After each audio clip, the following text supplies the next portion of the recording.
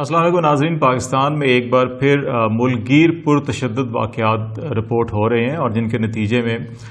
قانون نافذ کرنے والے اداروں کو بھی نشانہ بنایا گیا، زخمی ہوئے۔ بعض جگہوں پہ ایسی اطلاعات ہیں کہ ایمبولینسز جو ہیں وہ روڈ بلاکیج کی وجہ سے پھنسی ہیں اور بعض مریض جو ہیں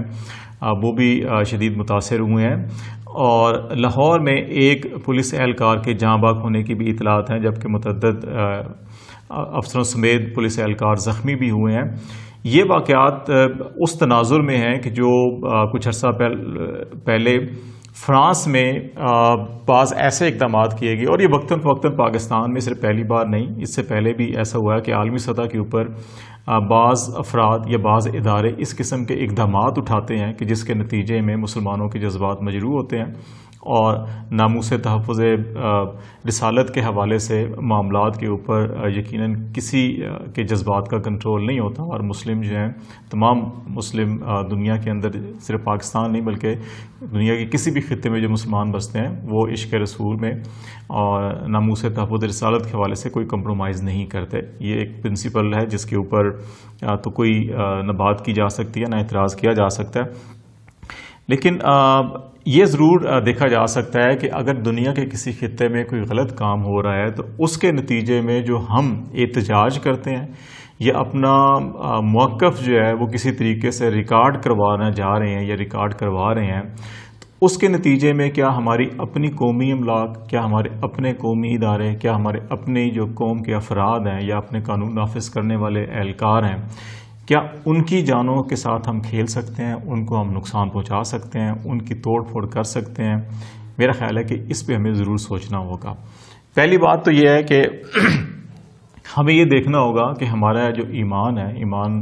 یقیناً جو رسالت کا معاملہ ہے اور جو ناموس رسالت کا معاملہ ہے وہ ہمارے ایمان کا حصہ ہے۔ وہ بالکل ایسے ہی ہے کہ جہاں ہم توحید کے بغیر کسی بھی فرد کا جو ایمان مکمل نہیں ہوتا، وہاں پہ رسالت پر بھی ایمان کے بغیر ایمان مکمل نہیں ہو سکتا۔ یہ ہمارے ایمان کا جزو ہے۔ پہلی بات تو یہ طے ہو گئی۔ دوسری بات یہ ہے کہ ہمارے ایمان کا یہ بھی جزو ہے کہ ہم اللہ پر، اس کے فرشتوں پر، اس کی کتابوں پر، اس کے رسولوں پر اور یوم آخرت پر جو ہے کہ وہ ایمان لے کر آتے ہیں۔ اور یوم آخرت پر ایمان کا مطلب یہی ہے کہ جب ہم اس دنیا میں اگر آئے ہیں تو ہمیں واپس کہیں لوٹ کر جانا ہے، اور اس دن ہمارا حساب ہوگا۔ حساب ہمارے اعمال کا ہوگا، ہمارے کردار کا ہوگا جو ہم یہاں پہ کر کے جا رہے ہیں۔ تو اس کے لیے جو ایمان مجمل جس کو ہم کہتے ہیں کہ جب ہم اللہ تعالیٰ کی وحدانیت پر، اس کے تمام جو نام ہیں اور اس کی جو تمام صفات ہیں ان کی روشنی کے اوپر مکمل ایمان لے کر آتے ہیں، اور پھر ہم یہ اپنی زبان سے اقرار کرتے ہیں، اور دوسرا پھر ہم اپنے دل سے بھی عہد کرتے ہیں کہ ہم اللہ کی تمام صفات پر، ان کے ناموں پر، اللہ پر، اس کی وحدانیت پر ایمان بھی لاتے ہیں، اور پھر ہم عملاً اس کا مظاہرہ بھی کریں گے۔ تو ہمیں پھر واپس جا کے جواب دہ ہونا ہے کہ ہم جو اللہ کے احکامات پر ہمیں عمل کرنا لازمی قرار دیا گیا ہے، وہ احکامات کیا ہیں؟ وہ ایک تو عبادات ہیں جو ہم اللہ کی خوشنودی کے لیے، اللہ کی رضا کے لیے عبادت کرتے ہیں، سجدہ و سجود ہوتے ہیں۔ دوسرا پھر یہ ہوتا ہے کہ معمولات ہیں، اور معمولات کے اوپر اللہ تعالیٰ نے بہت زیادہ زور دیا ہے کہ ہم اللہ کہتے ہیں کہ ہم وہ اپنے جو حقوق ہیں، حقوق اللہ کے اوپر تو شاید معافی دے دیں گے، لیکن حقوق العباد پہ معافی اسی وقت ہوگی جب بندوں سے کی گئی زیادتیاں جو ہیں وہ بندے خود معاف کر دیں، یا آپ بندوں کے ساتھ زیادتی مت کریں۔ تو یہ جو سارا معاملہ ہے اس وقت ہمیں یہ دیکھنا ہوگا۔ پہلی بات یہ ہے کہ ہمیں احتجاج کرنا چاہیے، اپنا موقف بیان کرنا چاہیے، حکومتوں کے اوپر دباؤ بھی ڈالنا چاہیے، وہ ایسے قوانین اور پالیسیوں سے گریز کریں جن سے کسی بھی طور کے اوپر جو ہمارا قومی تشخص ہے یا ہمارا جو مذہبی تشخص ہے اس کے اوپر کوئی آنچ آئے یا غیر مذہبی کوئی قدم لیا جا رہا ہو۔ لیکن اس کے ساتھ ساتھ جو ہمارے ایمان کے تقاضے ہیں ان کے مطابق یہ بھی ہے کہ اللہ نے یہ کہا ہے کہ کسی بھی ایک فرد کا ناحق قتل جو ہے وہ انسانیت کا قتل ہے۔ تو ہمیں یہ بھی دیکھنا ہوگا کہ ہم اس احتجاج کے دوران کیا جن قانون نافذ کرنے والے اداروں کو ہم زخمی کر رہے ہیں، جن قومی املاک کو ہم آگ لگا رہے ہیں، جن گاڑیوں کو ہم جلا رہے ہیں، اور ہمارے ہاتھوں سے اگر کوئی پولیس کا اہلکار یا کوئی اور سیکیورٹی اہلکار زخمی ہوتا ہے یا جاں بحق ہو جاتا ہے تو کیا اس کا خون جو ہے وہ ناحق نہیں ہوگا؟ کیا اس کو ہم توہین رسالت کے یا ناموس رسالت تحفظ کے حوالے سے اگر اس کو ہم نشانہ بنا رہے ہیں تو اس کے دل میں بھی تو عشق رسول اتنا ہی جتنا میرے دل میں ہے. تو پھر اس کا کیا گناہ تھا کہ اس کو اپنی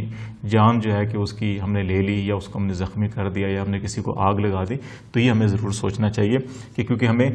یوم آخرت پر اگر ہم ایمان لاتے ہیں تو پھر ہمیں اللہ کے پاس واپس جا کے اپنے ان اعمال کا جواب بھی دینا ہوگا. تو پھر ہم کیا جواب دیں گے وہاں پہ کہ کیا اس شخص نے یہ جرم کیا تھا جس کی اس کو سزا دی ہے, یا دنیا کے کسی اور خطے میں کسی نے کوئی بیان دیا ہے یا کوئی کام کیا یا کام کرنے کا ارادہ رکھتا ہے اور ہم اس کے نتیجے میں ہم اپنے ہی بھائیوں کو, اپنے ہی قوم کے لوگوں کو, اپنے ہی ملک کے شہریوں کو جان سے ان کی جان کو دشمن ہو جاتے ہیں یا ان کے املاک کے دشمن ہو جاتے ہیں. تو اس پر ہمیں ضرور سوچنا ہوگا. دوسری بات جو یہ تو ہمارے مذہبی اور تقاضے ہیں, دینی تقاضے ہیں جو اللہ تعالی ہم پر فرض کر رہے ہیں. پھر ہمیں یہ دیکھنا ہوگا کہ بحیثیت پاکستان ہمیں یہاں پہ کچھ قوانین اور ہمارا کانسٹیٹیوشن ہے, ہمیں اس کو بھی فالو کرنا ہے, اس کے بھی کچھ تقاضے ہیں. اور آئین پاکستان کے تقاضے یہ ہیں کہ یہاں پر آرٹیکل 15 ہے, 16 ہے, 17 ہے, 18 ہے, 19 ہے, 25 ہے. یہ تمام شہریوں کو اجتماع سازی کا, تنظیم سازی کا, جلسہ سازی, جلوس کرنے, مظاہرہ کرنے سب کے حق دے رہا ہے, آزادی اظہار کا حق بھی دے رہا ہے. لیکن ساتھ ساتھ آرٹیکل 25 یہ کہتا ہے کہ پاکستان کے تمام شہری, خواہ وہ مسلم ہیں, نان مسلم ہیں, وہ پاکستان کے شہری ہیں اور ان سب کو آئین پاکستان وہی ضمانتیں, وہی حقوق فراہم کر رہا ہے جو کسی بھی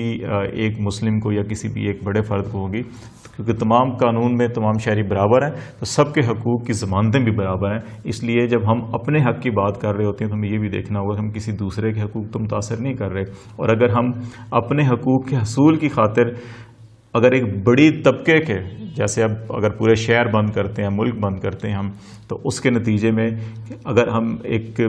لاکھوں اور کروڑوں افراد کے حقوق کو متاثر کر رہے ہیں تو یقین جانیے کہ اللہ کے ہاں حقوق اللہ کی معافی تو ہے, حقوق العباد کی نہیں. تو پھر ہم